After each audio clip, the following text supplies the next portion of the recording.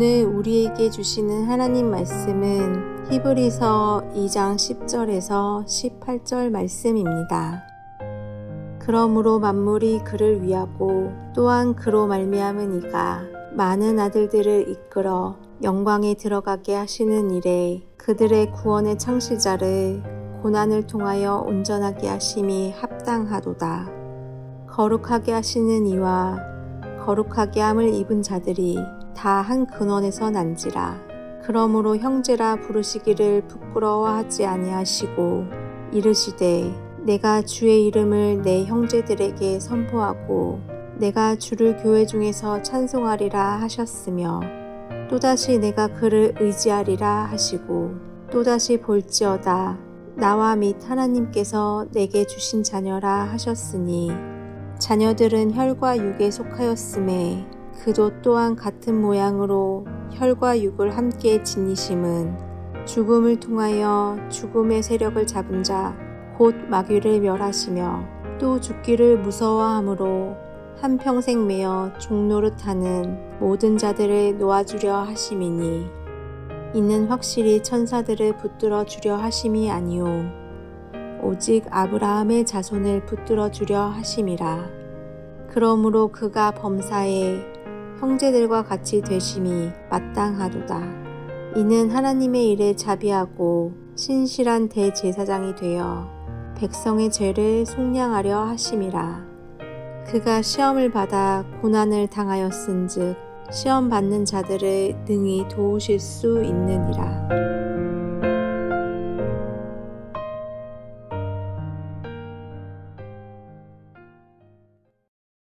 저희 파테야 선교교회는 9월 한 달 동안 히브리서를 강해합니다. 히브리서의 헬라어 표제는 히브리인들에게입니다. 초대교회는 주 70년에 로마의 티투스 군단이 예루살렘을 멸망시키기 전까지 초대교회인 예루살렘 교회를 중심으로 해서 유럽과 아시아까지 모든 교회들이 연결되어 있었습니다. 그리고 기독교인들 중에 히브리인들, 즉 유대인 크리스찬들이 중심에 있었습니다. 히브리인들은 구약의 전통이 뼛속까지 스며있는 사람들입니다. 그들은 모세가 하나님의 율법을 기록할 때 천사들이 도왔다라고 믿었고 천사를 거의 하나님과 같이 숭배했습니다. 히브리인들은 예수님에게 천사가 되라고 요구했던 일이 있습니다. 예수님께서 십자가에 못 박히시자 천사와 같이 손과 발에 박힌 못을 통과해서 이 아래로 내려오라. 그러면 믿겠다라고 한 것입니다. 이것은 예수님을 천사 정도로 믿겠다는 뜻이었고 예수님께서 피를 흘리시며 십자가에 달려 죽으시는 것은 천사보다 못한 분이라고 여긴다는 뜻이었습니다. 이 같은 사고를 가진 히브리인들은 그리스도인이 되고 나서도 십자가의 복음이 흐릿해지자 다시 할례와 율법과 같은 눈에 보이는 유대교로 돌아가려고 했습니다. 그러므로 유대인 크리스찬들에게 보내는 히브리서는 예수님께서는 천사보다 우월하시다라는 내용으로 시작합니다.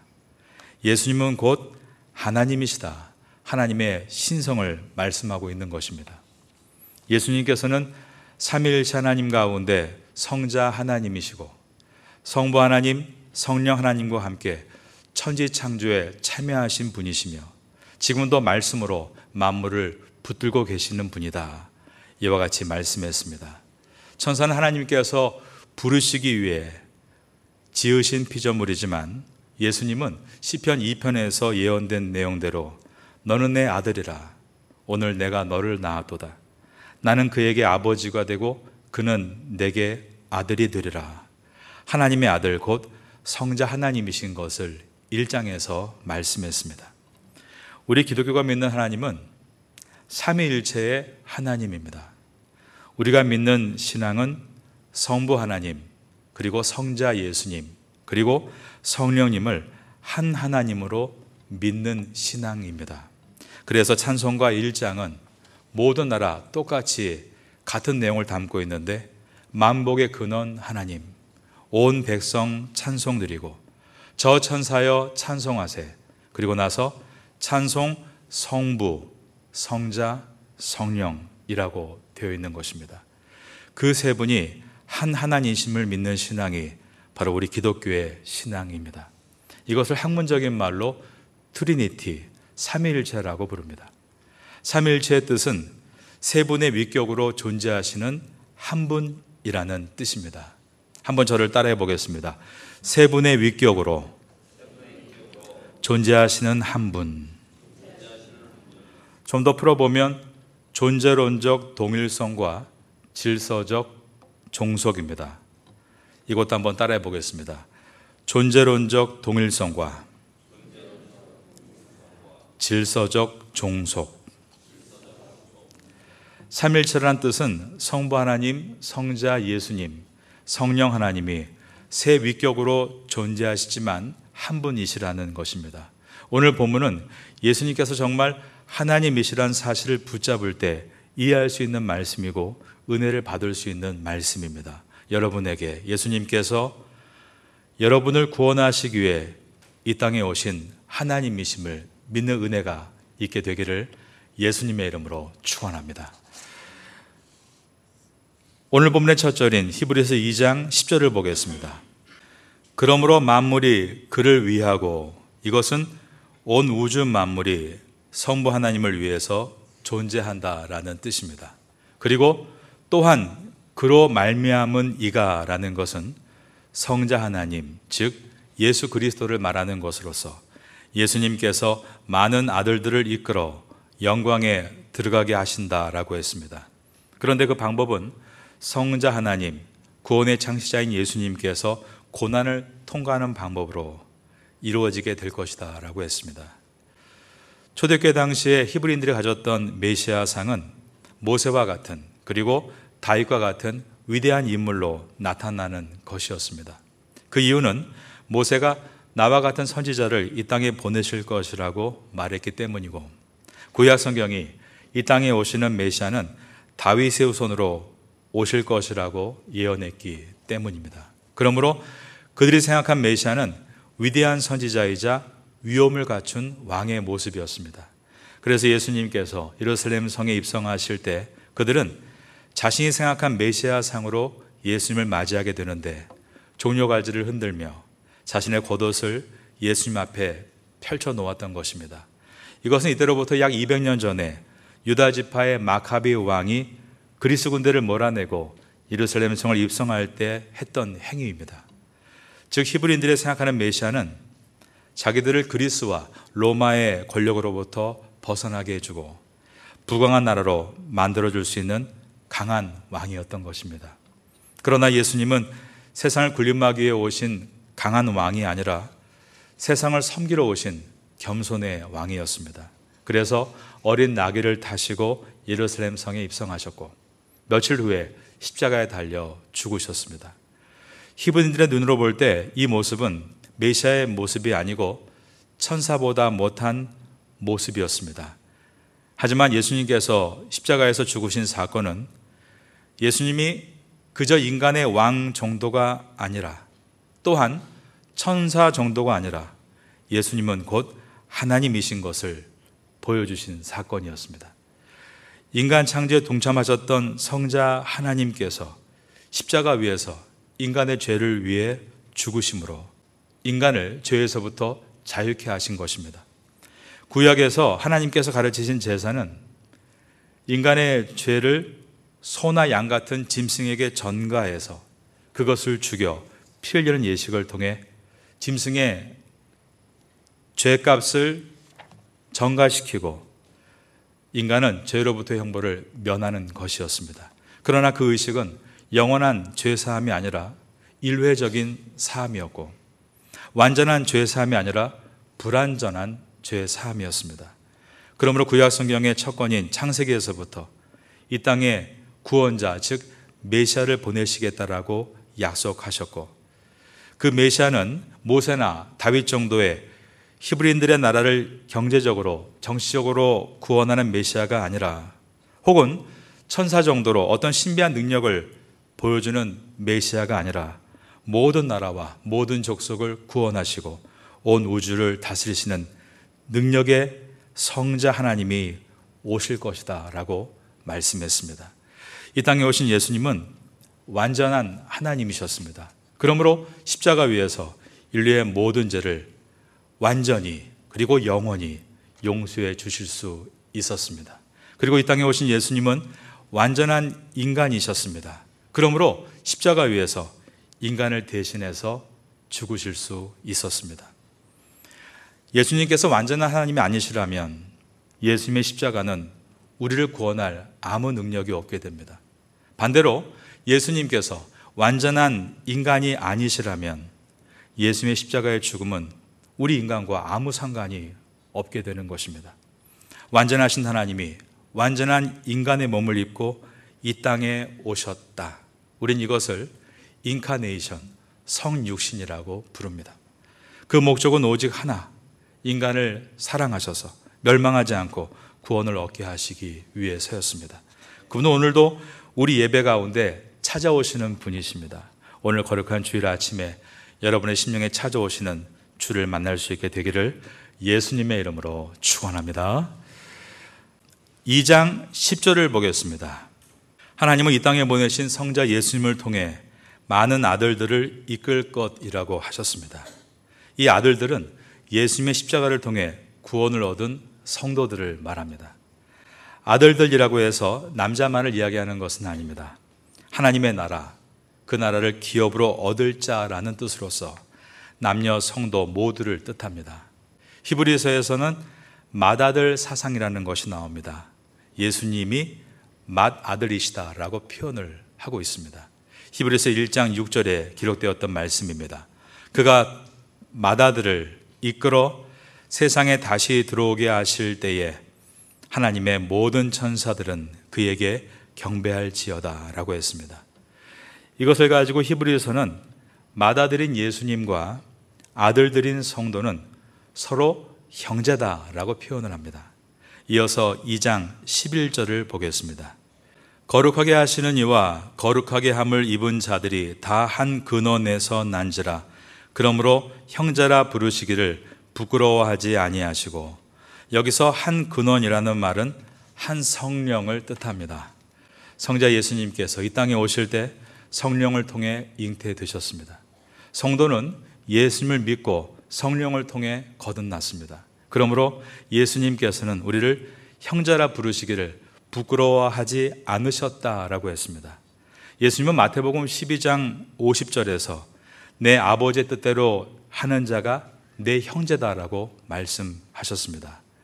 히브리서는 예수님께서 온 우주 만물을 창조하실 때 동참하신 삼위의 하나님 가운데 성자 하나님이시다라는 선포로 시작했습니다. 그런데 그 하나님께서 우리 성도들을 향해 형제라고 부르시는 것을 부끄러워하지 않으셨다라고 되어 있는 것입니다. 이것은 예수님의 성품은 우리가 생각하는 것보다 훨씬 더 높고 깊으며 넓다는 것을 보여줍니다. 우리가 예수님 안에서 형제다, 자매다라는 말을 많이 사용합니다. 그러나 그 높이와 깊이와 너비는 어떤 것입니까?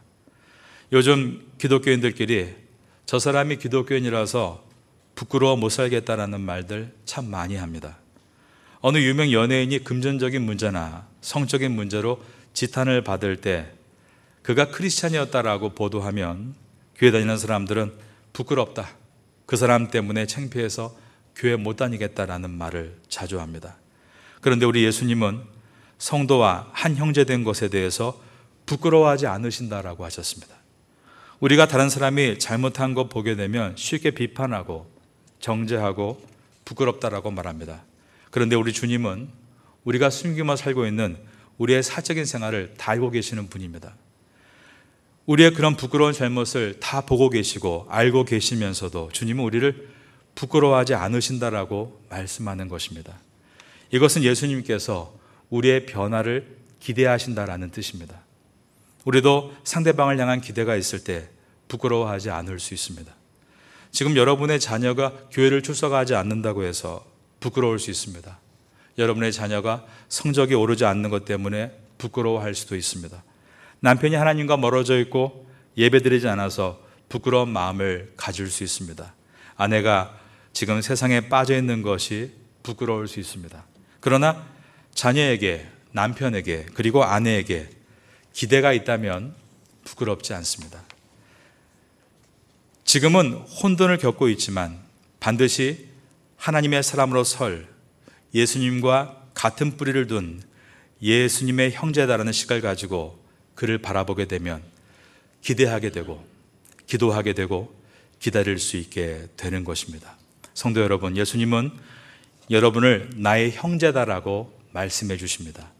그것은 내가 얼마나 부족한지를 알고 계심에도 불구하고 나를 기대해 주시고 지금도 온 우주의 중보자가 되셔서 나를 위해 기도해 주시고 기다려 주신다는 뜻입니다. 우리가 자신을 바라볼 때 항상 기억해야 될 것이 있습니다. 그것은 나는 예수님께서 십자가에 죽으시기까지 사랑하시는 존재라는 것입니다. 우리가 상대방을 바라볼 때도 기억해야 될 것이 있습니다.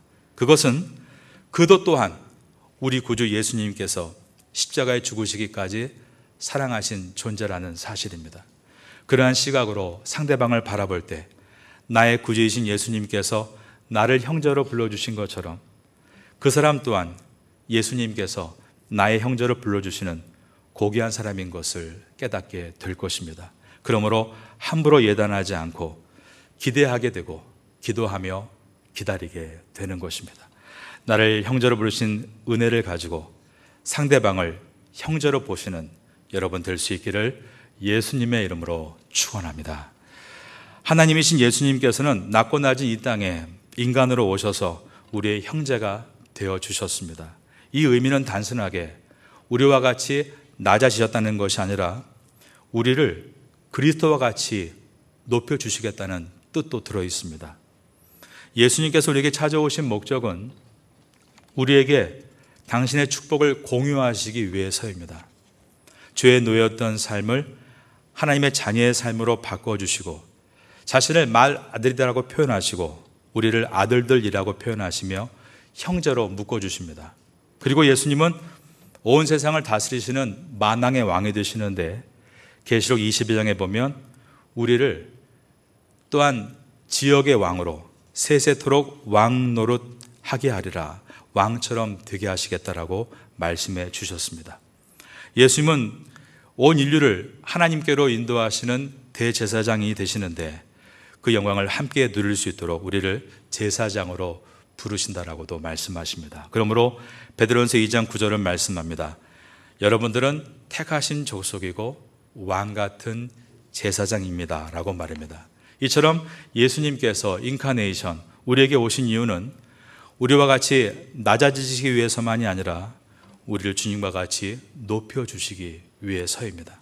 그러니 여러분이 예수님을 나의 구주로 믿고 성도로서 오늘 예배를 드리고 있다면 여러분의 인생을 기대하시기 바랍니다. 왜냐하면 예수님께서 여러분을 찾아오신 목적이 여러분을 예수님과 같이 높여주시기 위해서입니다. 예수님께서 여러분의 삶에 개입하셔서 여러분을 그리스도의 장성한 분량으로 더 높고 더 넓으며 더 깊이 있는 성숙으로 인도해 가시는 것이 주님의 계획이기 때문입니다. 이것을 기대할 수 있는 성도가 될 수 있기를 주님의 이름으로 축원합니다. 여러분, 그리스도인의 성숙은 어떻게 이루어집니까? 그 대답은 우리 구주 예수님의 모습에서 찾아볼 수 있습니다. 고난을 통해 성숙이 이루어져 간다는 것입니다. 2장 14절을 보겠습니다. 자녀들은 혈과 육에 속하였음에 그도 또한 같은 모양으로 혈과 육을 함께 지니심은 죽음을 통하여 죽음의 세력을 잡은 자 곧 마귀를 멸하시며, 여기서 마귀는 호 디아블로스, 단수로서 마귀들의 우두머리 사탄을 말합니다. 그가 가진 힘은 죽음에서 나오고 있습니다. 그러니 모든 인생을 휘어잡고 주인 행세를 하고 있는 것입니다. 15절을 보겠습니다.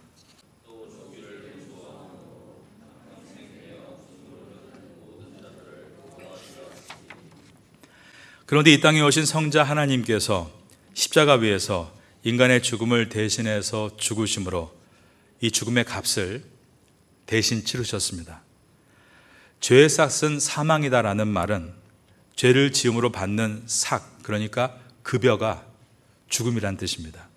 그런데 예수님께서 인간이 죄인으로 받을 급여, 즉 죽음을 대신 죽어 값을 치르심으로 인간은 죄의 값인 죽음에서부터 벗어날 수 있는 길을 얻게 되었습니다. 그것을 우리가 예수님을 믿고 영접하는 것이라고 말하는 것입니다. 혹시 여러분 가운데 아직 예수님을 나의 구주로 믿고 영접하지 않은 분이 계시다면 오늘 예배를 통해서 그 예수님을 여러분의 구주로 받아들이시고 영접함으로 이러한 죄에서 자유함을 얻는 은혜를 얻게 되시기를 예수님의 이름으로 축원합니다. 예수님은 십자가 위에서 우리 대신 죽으심으로 우리의 죄값을 다 치르셨습니다. 그리고 죽음을 깨뜨리시고 부활하셨습니다. 주님께서 우리에게 찾아오신 이유가 우리도 그리스도와 같이 되게 하시기 위해서라고 말씀을 드렸는데, 그렇다면 성도도 죽음 이후에 부활하게 될 것임을 보여주신 것입니다. 그것을 보여주시기 위해 주님은 부활하신 몸을 오랜 기간 동안 초대교회 성도들에게 보여주신 후에 하늘로 승천하셨습니다. 부활하시고 나서 40일 동안 500여 성도들에게 보여주셨고, 이 히브리서가 기록될 당시에도 그 500여 명의 성도 중 많은 사람들이 살아있었던 것입니다. 아나스타시스, 부활은 초대교회 성도들에게 눈에 잡힐 듯이 생생한 감동이었고, 그들은 죽으면 다시 부활할 것을 믿는 믿음을 가지고 세상을 담대하게 살아갔던 것입니다. 이처럼 예수님은 십자가의 순환을 통해 인간을 죄에서 구원하시고 죽음을 이기시고 부활하셨습니다. 모든 문제를 해결하고 심지어 죽음마저 해결할 수 있는 방법이 고난을 통과함으로 맺혀지는 것임을 보여주신 것입니다. 그러므로 성도가 이 세상에서 승리하는 길은 고난을 통과하는 것과 깊은 연관이 있다는 것을 기억해야 합니다. 그래서 기독교에는 두 개의 성례전이 있다라고 말합니다. 하나는 성찬 예식입니다. 제1의 성례전입니다. 성찬 예식을 통해 그리스도의 몸에 참여하는 것입니다. 그리고 제2의 성례전이 있습니다. 그것은 예수님의 고난에 참여하는 것입니다. 우리가 예수님의 성찬의 기쁨에도 동참해야 하지만 예수님의 고난의 아픔에도 동참해야 하는 것입니다. 고통은 신비스럽습니다. 고통을 당한 사람만이 알기 때문입니다. 예수님은 고난받으시고 십자가에서 죽으신 후에 부활하셨습니다. 그리고 나서 사도행전 1장 3절에 보면 부활의 확실한 증거들을 보여주었다라고 되어 있는데, 그것은 바로 손에 못 박힌 흔적과 옆구리에 박힌 창의 흔적, 스티그마였습니다. 예수님은 고통을 겪으셨고 그 고통을 다 지나가셨기 때문에 고통을 겪고 있는 인간을 도와주실 수 있습니다. 오늘 본문의 마지막 절인 히브리서 2장 18절을 보겠습니다. 그가 시험을 받아 고난을 당하였은즉 시험받는 자들을 능히 도우실 수 있느니라. 여러분, 그리스도인은 고통이 두려워 피해가는 사람이 아닙니다. 우리 주이신 예수님께서 고통을 피해가지 않으셨기 때문입니다. 여러분 가운데 고통의 문제를 겪고 있는 분들 분명 있으실 겁니다. 건강을 잃어버린 분도 계시고, 돈을 잃어버린 분도 계시고, 억울한 누명을 쓰고 관계를 잃어버린 분도 계십니다. 사랑하는 가족을 잃어버린 분들도 계실 것입니다. 예수님은 그러한 고통을 당하는 여러분에게 찾아오셔서 오늘 제목과 같이 형제라고 불러주시고 위로해 주십니다. 그때 예수님의 위로의 방법은 찢어진 흔적이 있는 손과 발, 스티그마를 보여주시며 내가 내 고통을 다 안다라고 말씀하시는 것입니다. 그것이 바로 18절의 의미입니다. 그가 시험을 받아 고난을 당하셨은즉 시험 받는 자들을 능히 도우실 수 있느니라. 예수님께서 우리에게 찾아오셔서 나의 형제라고 위로해 주시는 이유는 우리도 예수님과 같이 타인에게 찾아가서 나의 형제라고 위로해 주도록 하기 위함입니다. 주일에 여러분은 찾아오시는 예수님을 통해 많은 위로를 받으시고 평일에는 사람들에게 찾아가서 많은 위로를 해줄 수 있기를 바랍니다. 그러한 참 형제가 될 수 있기를 마지막으로 예수님의 이름으로 축원합니다.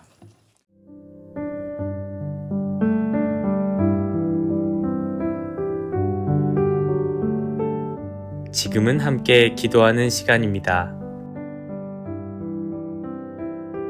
9월의 공동 기도 제목은 첫째, 하반기 새롭게 시작하는 각 교구 구역 예배를 위해, 둘째, 한인 교회 학교와 태국인 교회 학교를 위해, 셋째, 주간 장애인 보호센터와 농아인 교회를 위해, 넷째, 9월 28일, 29일 장애인 사역 세미나를 위해. 말씀을 붙잡고 기도하는 귀한 시간 되시기를 소망합니다.